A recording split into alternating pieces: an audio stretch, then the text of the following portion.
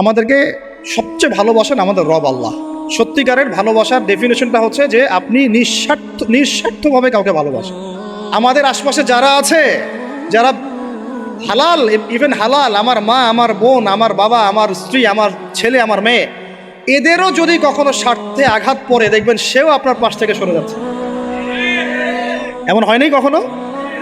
আপনার বন্ধু, আপনার বন্ধু, আপনার ব্যবসার পার্টনার, আপনার বস, আপনার কলিগ, ওদের স্বার্থে আঘাত হলে ওরাও সরে যাচ্ছে পাশ থেকে, জিগরি দোষ সরে গেল পাশ থেকে, হয় না এমন? ভালোবাসা দুই প্রকার। বলেন কয় প্রকার? আমার সাথে বলেন, এখানে শেষ করে দিব 10টা মিনিট। ভালোবাসা কয় প্রকার? একটা হচ্ছে নিঃস্বার্থ ভালোবাসা। কি স্বার্থ? কোনো স্বার্থ নাই, নিঃস্বার্থভাবে ভালোবাসা। একটা হচ্ছে কোনো না কোনো স্বার্থ জড়িত আছে এমন ভালোবাসা। আপনার স্ত্রীর চাহিদাও যদি আপনি পূরণ করতে ব্যর্থ হন, দেখবেন স্ত্রীর সাথে আপনার গন্ডগোল লেগে যাচ্ছে, যদিও সে হালাল বৈধ। তাই না? এমন হয় না অনেক সময়? আমি তো অনেকদিন বলেছি, অনেকদিন আগেও বলেছি, 5 বছর 6 বছর আগে, যে মানুষ আসলেই মানুষের অবস্থানকে মূল্যায়ন করে। ভিতর থেকে মানুষকে শুধু মূল্যায়ন করে আল্লাহ রাব্বুল আলামিন। না হলে কি হতো? এই যে এত অন্যায় আমরা করেছি, আল্লাহ পাক কি আমাদেরকে ছেড়ে দিয়েছেন, ফেলে দিয়েছেন, গজবে ধ্বংস করে দিয়েছেন? এই যে আল্লাহ পাক যে আমাদেরকে মহব্বত করেন, ভালোবাসেন, তার প্রমাণ এগুলো। আল্লাহ পাক চান যে আমরা যেন ফিরে আসি। আল্লাহ পাক বলছেন, সারা দুনিয়ার সমান গুনাহও যদি সে করে ফেলে, আসমানের সমানও গুনাহ করে ফেলে, খালি তওবা করে ফিরে আল্লাহকে বলবে, আস্তাগফিরুল্লাহ আল্লাযী লা ইলাহা ইল্লা হুয়াল হাইয়ুল কাইয়্যুম ওয়া আতুবু ইলাইহি। আল্লাহ পাক বলছেন, খালেস তওবা করলে গুনাহ তো মাফ করে দিবই, আগের গুনাহগুলোকে নেকি দিয়ে পরিবর্তন করে দিব। না ভালোবাসা না? আল্লাহ পাক সৃষ্টি করেছেন আমাদেরকে ভালোবেসে। কোরআন খোলেন, সূরা সদ পড়েন। সূরা সদের মধ্যে দেখবেন আল্লাহ বলছেন, খালাকতু বিয়াদি মা মানাআকা আল্লা তাসজুদা খালাকতু বিয়াদাই, মানে তুমি ইবলিস কেন তাকে সিজদা করলা না যাকে আমি নিজ হাতে সৃষ্টি করেছি? এটা মহব্বতের বহিঃপ্রকাশ না? আল্লাহ আমাদেরকে নিজ হাতে সৃষ্টি করেছেন। আল্লাহ পাকের হাত কেমন এটা আমরা ব্যাখ্যা করতে যাব না। এর হাতের অর্থ কি সেটাও ব্যাখ্যা করার, তাহবিল করার দরকার নাই।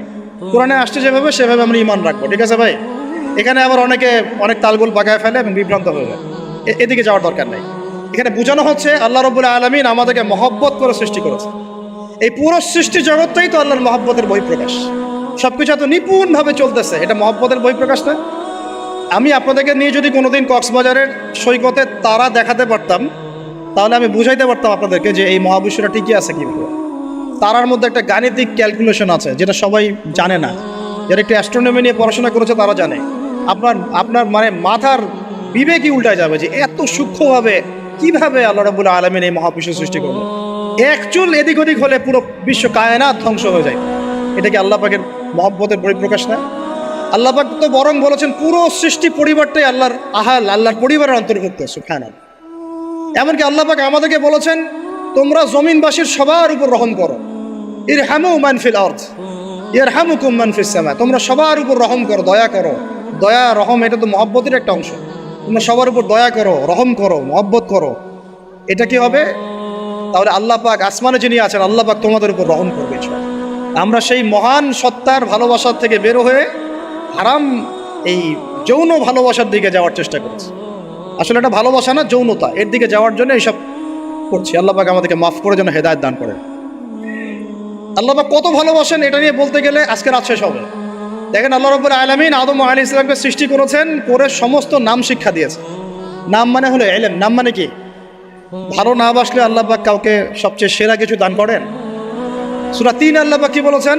ওয়া তিনি ওয়াজ জাইতুন, এগুলো শপথ করে, লাকাদ খালাকনাল ইনসানা ফি আহসানি তাকওয়িম। মানুষকে সবচেয়ে শ্রেষ্ঠ কাঠামো আল্লাহ পাক দিয়েছে, দেন নাই? তো কাউকে যদি মহব্বত না করা হয়, তাকে আপনি সবচেয়ে সেরাটা কি দিতে পারবেন? আল্লাহ পাক আমাদেরকে মহব্বত করেন, ভালোবাসেন, এবং আল্লাহ চান আমরাও যেন তাকে মহব্বত করি, তাকে ভালোবাসি। এবং আমরা যদি কাউকে ভালোবাসি, আল্লাহর জন্য ভালোবাসবো। কাউকে ঘৃণা করি, আল্লাহর জন্য ঘৃণা করি। মহব্বতও আল্লাহর জন্য, ঘৃণাও কার জন্য? আল্লাহর জন্য। আল্লাহ পাক সমস্ত ইলম শিক্ষা দিলেন। এটা কি ভালোবাসার বহিঃপ্রকাশ না? নূহ আলাইহিস সালামের কওম দীর্ঘদিন আল্লাহর কথা শুনে না, আল্লাহ পাক সবর করলেন, ধৈর্য ধরলেন, গজব দিলেন না, শেষ পর্যায়ে গিয়ে আযাব দিয়েছেন। এই যে আল্লাহ পাক সুযোগ দেন, সময় দেন, এটা কি আল্লাহ পাকের ভালোবাসা, দয়া না? এরকম প্রত্যেকটা কওমের ক্ষেত্রে হয়েছে। আমি তো ফিল করলাম এই ভালোবাসা নিয়ে ঘাটাঘাটি করতে গিয়ে যে আসলে আল্লাহ পাক যে আমাদেরকে সবচেয়ে বেশি মহব্বত করেন, তার সবচেয়ে বড় নিদর্শন কি জানেন? আমাদের কাছে আল্লাহ রাব্বুল আলামিন আল কোরআনের মতো কিতাব নাজিল করেছেন, আর আমাদেরকে আল্লাহ পাক নবী মুহাম্মদ সাল্লাল্লাহু আলাইহি ওয়াসাল্লামের উম্মত বানাইছে। আল্লাহ পাক যে নবী মুহাম্মদ সাল্লাল্লাহু আলাইহি ওয়াসাল্লামকে এই দুনিয়াতে পাঠিয়েছেন না, এটাই সবচেয়ে বড় মহব্বত, সবচেয়ে বড় রহমত। কারণ তার সুন্নতে এমন কিছু নাই যেটা আপনি খুঁজে পাবেন না।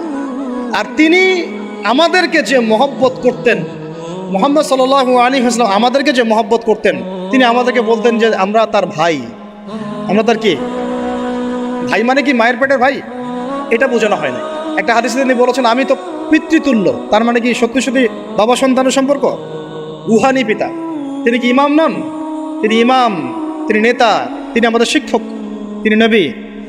তো তিনি আমাদেরকে যে মহব্বত করতেন, তিনি একদিন বলছিলেন নবী সাহাবীদের সামনে, কাশ আমি যদি আমার ভাইদেরকে দেখতে পেতাম। সাহাবীরা বলছেন, ইয়া রাসূলুল্লাহ, আমরা কি আপনার ভাই না? তখন নবীজি বলছেন, না, তোমরা আমার সাহাবী। আমার ভাই তারা যারা আমাকে না দেখেই আমার প্রতি ঈমান নিয়ে আসবে। প্রত্যেক নবীকে আল্লাহ পাক একটা দোয়া করার চান্স দিয়েছে। কয়টা ভাই? এমন একটা দোয়া যেটা করলে আল্লাহ পাক কবুল করবেনই করবেন। করলে আল্লাহ পাক কি করবেন? অবশ্যই কবুল করবেন। নবী সাল্লাল্লাহু আলাইহি ওয়াসাল্লাম বলছেন যে সমস্ত নবী এই দোয়াটা পৃথিবীতে করে ফেলেছে। আমি এই দোয়াটাকে মুলতবি রেখেছি যে কাল কিয়ামতের মাঠে আমি আমার উম্মতের জন্য সুপারিশ করবো ইনশাআল্লাহ।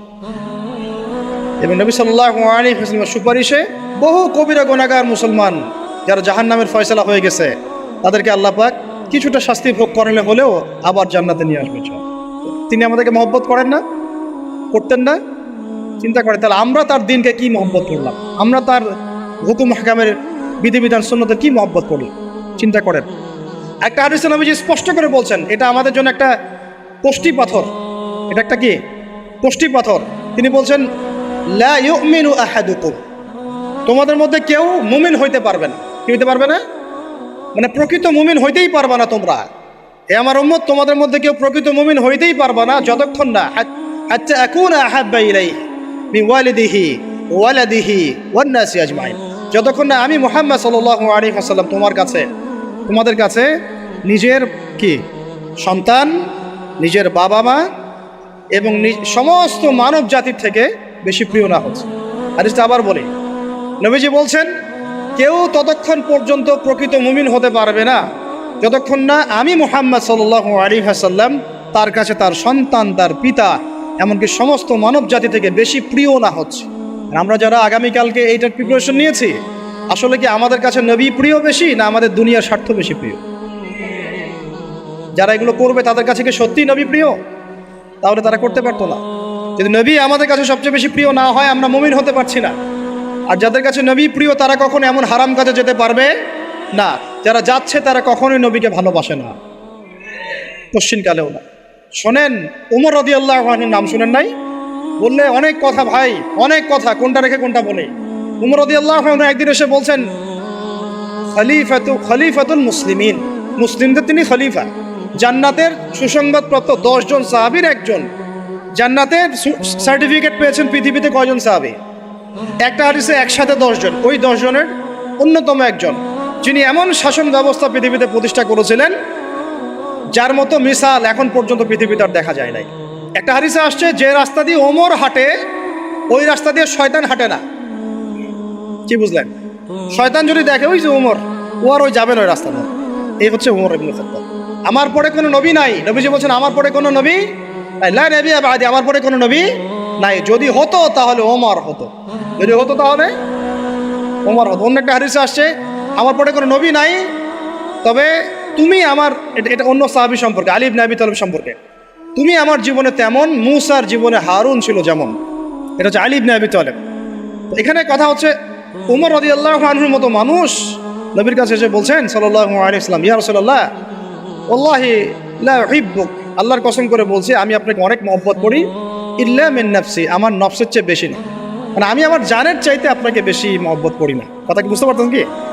মানে আমি আপনাকে অনেক মহব্বত করি ইয়া রাসূলুল্লাহ, সব কিছু থেকে বেশি মহব্বত করি, কিন্তু আমার নিজের জানের চেয়ে বেশি না। নবী সাল্লাল্লাহু আলাইহি ওয়াসাল্লাম বলছেন লা ইয়া ওমর, এখনো মুমিন হওনি ওমর। কাকে বলছেন? কাকে বলছেন? জান্নাতের সার্টিফিকেট প্রাপ্ত একজন মানুষকে লা ইয়া ওমর, এখনো হওনি। তখন নবী সাল্লাল্লাহু আলাইহি ওয়াসাল্লামকে তিনি একটু পরে আবার বলছেন, ইয়া রাসূলুল্লাহ ওয়াল্লাহি আলান, এখন লা হাব্বা ইলাইয়া মিন কুল্লি শাই হাত্তা মিন নাফসি, এখন থেকে আপনি আমার কাছে সবচেয়ে বেশি প্রিয় সব কিছু থেকে, এমনকি আমার নফসের থেকেও বেশি প্রিয়। তখন নবীজি বলছেন আলান ইয়া ওমর, হ্যাঁ এখন ওমর, এখন তুমি মুমিন হলে। তাহলে যারা আমরা নবীর সুন্নতের খেলাফ এইসব অপসংস্কৃতি, নোংরামি, জেনা, ব্যভিচার, কনসার্ট, নাটক, সিনেমা, পরকিয়া, এইসব তথাকথিত ভালোবাসা দিবস, এই জেনা দিবসগুলো পালন করছি, আমরা কি আসলেই নবীকে ভালোবাসি? আমরা কি সত্যি আল্লাহকে ভালোবাসি?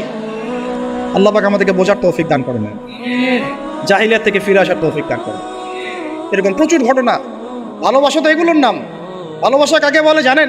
সাহাবীরা বাসায় যেতেন, আবার দৌড় দিয়ে আসতেন নবী সাল্লাল্লাহু আলাইহি ওয়াসাল্লামের চেহারাটা একটু দেখার জন্য। এটা নাম ভালোবাসা। আপনারা যদি উমরা করতে যান, হজ করতে যান, দেখবেন বারবার আপনার নবীর রওজায় গিয়ে সালাম দিতে মন চাইবে, যে আরেকবার দেখা করে আসি, আরেকটু দেখা করে আসি, আরেকবার সালাম দিয়ে আসি। ভালোবাসা কোনো স্বার্থ আছে এখানে? নবী সাল্লাল্লাহু আলাইহি ওয়াসাল্লাম কি আমাদের কাছে কোনো স্বার্থ দাবি করেছেন? আল্লাহ করেছেন। এগুলো ভালোবাসা। এই ভালোবাসা হলো প্রকৃত ভালোবাসা। আর এগুলো যেটা চলছে এটা হচ্ছে যৌনতা। এগুলো কি চলছে? যৌনতা। ভালোবাসার নাম দিয়েছে এখন যৌনতা। এগুলো ভালোবাসা না, এগুলো পাশবিকতা, প্রবৃত্তির দাসত্ব। প্রবৃত্তি মানে মন যা চায় তাই করতে যাচ্ছে।